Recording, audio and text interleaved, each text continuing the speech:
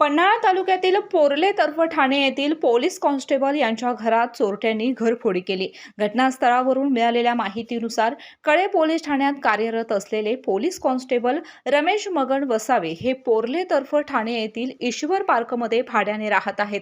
8 दिवसांपूर्वी काही कारणास्तव ते आपल्या मूळ गावी नंदुरबार येथे गेले होते. शुक्रवारी मध्यरात्री पार्कमधील वीज बंद करून चोरट्यांनी त्यांच्या घराचा कडी कोयंडा उचकटत घरात प्रवेश केला.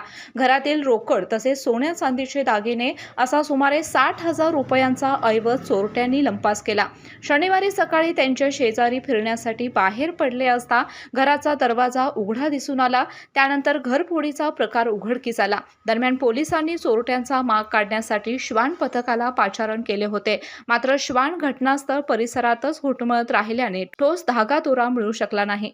बाळ, फ्रीजमधून श्रीखंड काढ ना. आम्ही पूर्वी घरीच बनवायचो श्रीखंड. त्याची चवच वेगळी होती. आता काय सगळं रेडीमेड. आजी, हे श्रीखंड खाऊन बघ. आज तुझ्या आईनं घरीच बनवलं की काय? हे आहे गोकुळचं श्रीखंड. अगदी जिभेवर रेंगाळणार. जिभेवरच नाही तर मनावरही रेंगाळणार. गोकुळ श्रीखंड, मनावर रेंगाळणार.